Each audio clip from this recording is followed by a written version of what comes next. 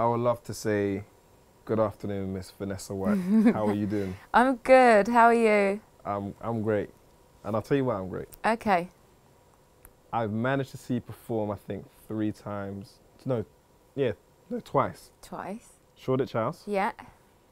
Tape Live. Yeah. And I've also been following your music now as a solo artist. And I just want to, off the bat, commend you on the music you're making and the sound that you're sticking with currently. Thank you very much. So we're gonna get to the music part, but yeah. This is probably like my first time to actually talk with you. Yeah. Where exactly are you from? What part of the UK? So, I was born in Somerset, and then when I was about 5, 6, I moved to East London. So yeah, I grew up. I'm an East London girl. Yeah. And then, what was schooling like for you? You know, that experience at school. So I went to primary school in East London. But when I got to about 12, I got into stage school. So then I used to commute from East London to Marylebone every day. So then, yeah. That wasn't Sylvia Young, or was it? That was Sylvia Young. Oh, Sylvia Young, yeah, okay. Sorry. I forgot to say that. It was Sylvia Young. What was that like then? Because like when you're, is it competitive at that age already when you're going to like performing arts school? Because that was a very prestigious school. It was crazy actually. I mean, I loved it. It was like you did 3 days of schoolwork, and then on Thursdays and Fridays it was like you did everything. You had singing lessons, drama lessons, ballet, tap. It was a bit like Glee, but like a smaller school. There was only like 150 people in the school, so everyone knew everyone. Oh, in actual entire? In the entire school. So everyone knew everyone. It was very stage school. I didn't feel like I fit in. Well, why a lot. I had my crew of people. Like I had a group of people who I'm still friends with now, and like we got on really well. But it was very much like, ta-da! I don't really feel like I'm like that as a person. Yeah. So that was difficult at times, but I had fun there. Was it at all elitist at all within that environment? Like, it was. So there used to be a board, right, and that would have everyone's name on the whole school, and your name used to get highlighted. And if your name was highlighted, that meant you had to go into the office, and like you may have been up for an audition, or you might have got a job or whatever. But yeah, it's quite weird when I think about it now. Just leave school, college next for you? Right, so I attempted to go to college, I really did. But my problem at the time was everyone was going to dance school, and you know, there's all these amazing dance schools, and I was like, I just want to sing. Like, is there a college where I can just go and sing? Like, I don't want to do anything else. I think I went to a college for like 3 weeks, and it was in Stratford. I can't remember what it's called. Me and my friend Zarel from school, we went together. And yeah, I lasted 3 weeks, which is terrible. But then I was just auditioning here, there and everywhere, and I just knew what I wanted, you know. And then, funnily enough, this came along. I'm making it sound like this was all so easy. It really wasn't. I mean, you're doing a great job of letting us, yeah. It wasn't easy. But I was like, yeah, I was going to every audition going, really. The family always been supportive of you going in the creative arts? Yeah. Yeah. Thank God. I needed that support, really. So when you drop out, well, when you decide not to pursue college, are they like, okay, cool, like whatever you want to do, or is it like? Oh no, there was murders over that. There was murders. They were like, you can't sit at home all day, and blah, blah. I was like, I'm not sitting at home. I should have probably stayed in college. I don't know why I left. I can't even remember why I left. Yeah. So when you get to that point now, then you're out of college and you're just doing auditions. Is that then when you're? Was it? I got a part-time job. What I went into retail. I went into Topshop. And I was working there, and then I just did my auditions on side. Okay. Did you, was it audition for singing? Was it acting? What were you auditioning for? All different stuff, like musical theatre, just random auditions. You know, you used to get that stage newspaper. I don't know if you can still get it. Back in the day. Back in the day, that's where you found all the auditions, yeah. and like I was on an agency and stuff, and so yeah, I literally used to go to everything. I don't even know what half of them were, but I would be there. At that point, what kind of music were you listening to, if you can remember? I was listening to like Mariah, like JoJo, Tidra, all of them, Brandy. Yeah. Nothing's really changed, really. Like, this is probably why I've gone back into this. It's what I've always listened to. You know, and we'll go more into the music, but even on the segue to that, when you listen to the music that you're putting out now, and when I'm seeing you perform it, I can see it's all the lines. Do you know what I mean? I can see it. Like, it's so, it's not like, it's like, nah, I want people to hear what I've got to contribute. So that's an amazing thing to see from an artist, because you don't always sense that they're fully in what they're putting out. Yeah. But not touching on your previous situation, but now that you are a solo artist, is it more liberating that your ideas could come more to the forefront? It's less bureaucratic, it's less, and you're independent as well, right? Exactly. So explain to us a bit of what that transition is like now for you.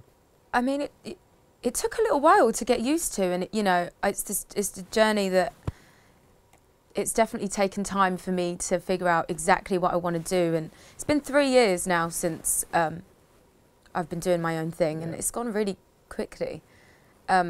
But the creative process, like, I'm involved with everything. I mean, Mikey over there, we speak every day. I mean, we are friends now anyway, but it's constant. Like, I'm involved in, like, I don't know, the writing process more. Like, even creatively as a writer, I've grown so much. And yeah, it's just, I just love every part of it.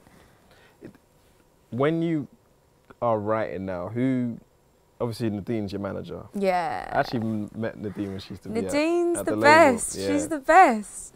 Yeah, she turns up as well. Yeah. You know? So yeah. We're like, me, Nadine and Mike, who are a little squad. Serious squad. Like the turn up kings and queens. I know. Like, but we get shit done as well. Yeah.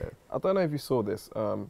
Recently, I've been looking at a lot of Rebecca Ferguson's tweets. Oh, okay. Yeah, and I don't know, she said, look, if I ask to see my contract and if I ask to see my accounts, I'm not being a diva, I'm just being business minded. Yeah. And I feel there's sometimes a stigma where women are seen as being difficult to work with. Unfairly. Very unfairly.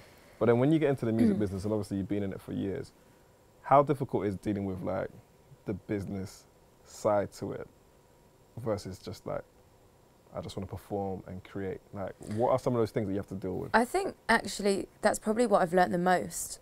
Because when I was younger, I was like, yeah, whatever. Like, you know, I'm just going to go and do this. And now I'm like, I go through everything. But, you know, I'm lucky I've got Nadine who's got my back completely, and Mikey, and we sit down and go through everything together. We go through budgets and what we're doing here, and, you know, because you need to know. It's important. Yeah, and a lot of people get swallowed up in that situation. So, yeah. So you, even though you're independent now, I presume that after you left the group, you could have gone to a major. I'm just presuming. I don't know. Was that an option for you? I guess it could have been. I think a lot of people, you know, and even when I was going into the studio, first of all, it was like, I didn't really know who I wanted to work with or anything like that, because I was still trying to find my sound, and it was kind of going that way because I was working with people that just assumed that that's what I was going to do. And I was like, actually, this just didn't feel right. I had all these songs and I was like, no, it just didn't feel right. And I was like, I just want to make music that makes me happy, and, you know, first. Yeah. Good. Let's talk about that. Let's talk about good. Conceptually. Yeah. What you can say of it? What what is good? I think it's all in the title, really. No. I'm a flat. I could be an alien, and I just heard a song on the radio. But it's a good song. Thank you. It is a good song. Expressive. Very. Yeah. Is that also something that? Were you ever nervous about putting that type? It's not like. Were you nervous at all, anxious to put out the song?